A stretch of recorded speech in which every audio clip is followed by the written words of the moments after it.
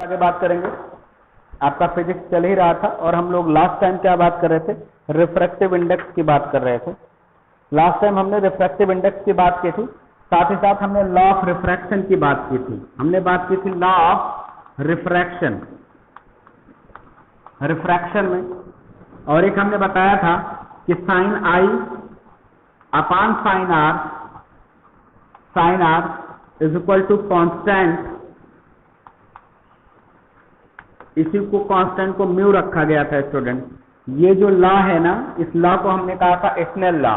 आपसे एग्जाम में पूछ सकता है कि स्नेल लॉ क्या है, तो आप बिल्कुल इस लॉ को, और ये रिफ्रैक्टिव लॉ ऑफ रिफ्रैक्शन का सेकेंड लॉ भी है, और ये इसे स्नेल लॉ भी कहा जाता है। Sin i upon sin r is equal to constant, right. ये स्नेल लॉ भी है, इसे स्नेल लॉ भी कहा जाता है।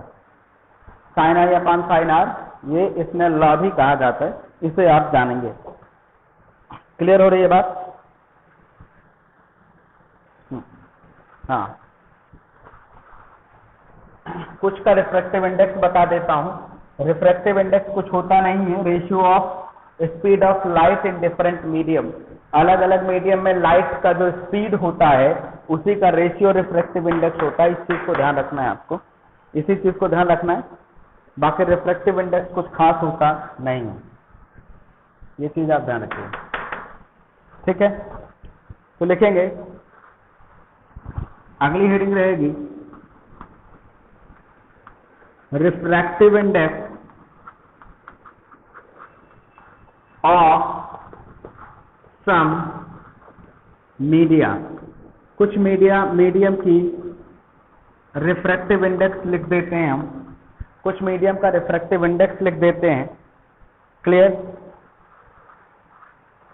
जैसे वैक्यूम जो होता है बेटा, जहां पे हवा नहीं है, जो वैक्यूम होता है, बेटा, इसका रिफ्रैक्टिव इंडेक्स 1 होता है। वैक्यूम का जो रिफ्रैक्टिव इंडेक्स होगा वो क्या होगा स्टूडेंट? 1 होता है। एयर का, हवा का भी रिफ्रैक्टिव इंडेक्स 1 होता है। एयर का रिफ्रैक्टिव इंडेक्स बेटा क्या होता है? 1 होता है। लिखते चलेंगे। हाँ,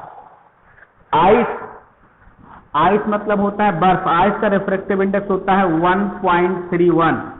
आइस का रिफ्रैक्टिव इंडेक्स होता है बेटा 1.31। इसको भी नोट करते हुए चलेंगे आप लोग, ठीक है। वाटर का जो रिफ्रैक्टिव इंडेक्स होता है बेटा वो होता है 1.33। वाटर का रिफ्रैक्टिव इंडेक्स बेटा 1.33 होता है। ये कुछ इंपॉर्टेंट है जिनको हमने लिखा दिया, जो आपको आगे यूज हो सकते हैं। बाकी बहुत के रिफ्रैक्टिव इंडेक्स हैं, हम बहुत ज्यादा चर्चा उस पर नहीं करेंगे। तो स्टूडेंट, आई होप कि आप सारे लोगों को ये बात समझ में आ रही। Refractive index of some media, कुछ मीडिया का रिफ्रैक्टिव इंडेक्स की बात हमने करे हैं।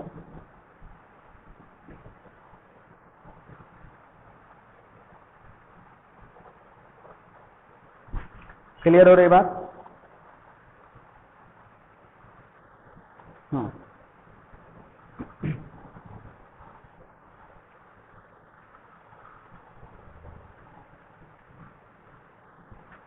चल, स्टूडेंट मिटा देते हैं।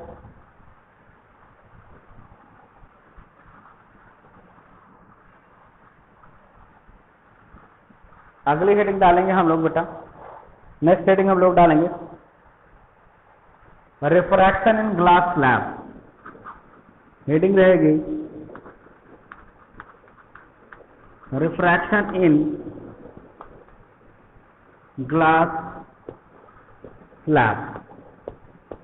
जो ग्लास स्लैब होता है उसका रिफ्रैक्शन क्या होगा ये हम देखेंगे। Refraction in glass slab. Glass slab का मतलब होता है ग्लास, एक सॉलिड ग्लास, जैसे पेपर वेट वगैरह आप लोगों ने देखा होगा, ठीक है ना।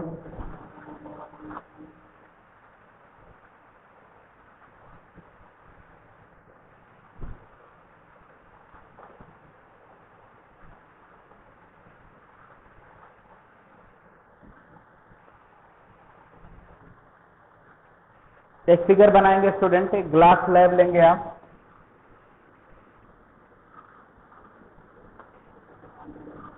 ये देखिए यहाँ से एक ये रे है, यहाँ पे बेटा आपको पता है ये नॉर्मल है, ये नॉर्मल है, ये इंसिडेंट रे है स्टूडेंट। ये कैसा रे है? इंसिडेंट रे है।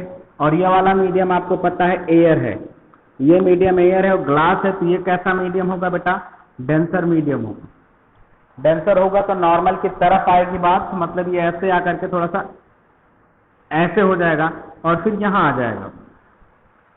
यहाँ आने के बाद स्टूडेंट क्या होगा? जब ये फिर एयर में निकलेगा तो फिर ये बाहर की तरफ, यहाँ पे ये नॉर्मल हो जाएगा, यहाँ पे ये नॉर्मल है तो नॉर्मल से दूर जाएगा, तो कुछ इस तरीके से हो जाएगा। क्लियर हो रही है बात? समझ में आ रहा है? क्या बात आपको समझ में आ रही नहीं आ रही? ठीक है, ये आपको पता है, ये वाला जो एंगल है बेटा, ये एंगल आपका आई है और ये एंगल क्या है? एंगल आर है। ये इंसिडेंट रे है, इंसिडेंट रे है बेटा, और ये रिफ्रैक्टेड रे हो जाएगी, ये रिफ्रैक्टेड रे है। ये चीज ध्यान दीजिए। मानते हैं बेटा ये पॉइंट ए है, जहां से चला, जहां से टकराया है बी है, ये बेटा सी है, और इधर से ये थोड़ा सा इसको मैं ऐसे बनाऊंगा, ये आपका डी है। क्लियर?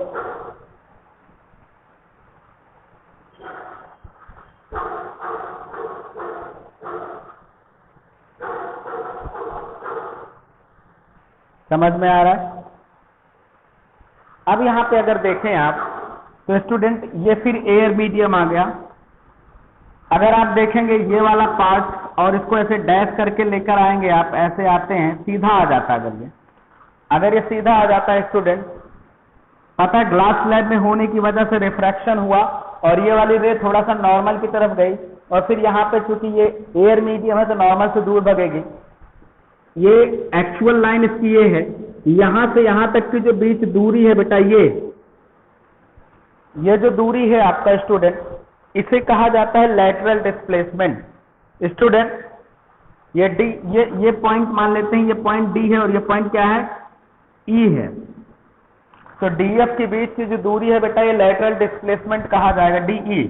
डीई जो है बेटा, इसे कहते हैं lateral displacement. Lateral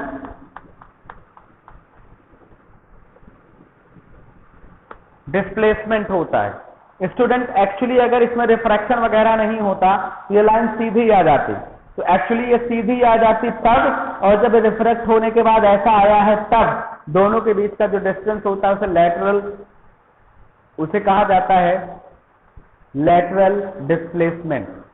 that one is known as what? Lateral displacement. क्या बात क्लियर हो रही है?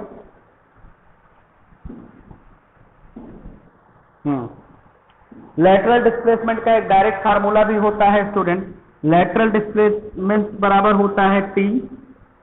स्टूडेंट लेटरल डिस्प्लेसमेंट के बारे में हम एक फार्मूला लिखेंगे और यहां पे लिखेंगे sine i minus r upon, student sine i minus r upon, यहां पे बेटा कॉस आर हो जाता है।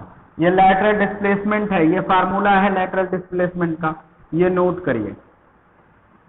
ये लेटरल डिस्प्लेसमेंट बराबर t sin i minus r upon cos r हो जाएगा, जहां पर बेटा जो टी दिया है, टी जो है थिकनेस ऑफ ग्लास है, थिकनेस ऑफ ग्लास स्लैब।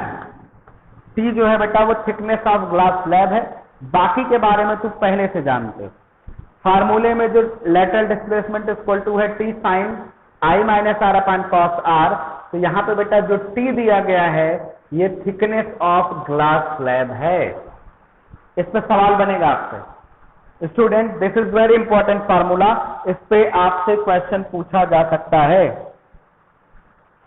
क्या मेरी बात क्लियर हो रही है? बोलो भाई।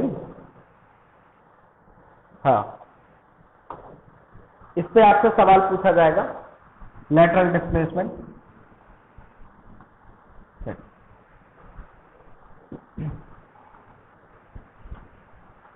बेटा आज तो क्लास बड़ी देर में शुरू हुई है, इसलिए हम क्लास को रोकेंगे। मुझे 9th की क्लास भी लेना है, ठीक है। 9th की क्लास 9:40 से होती है, इसलिए हम उसको क्या करेंगे बेटा,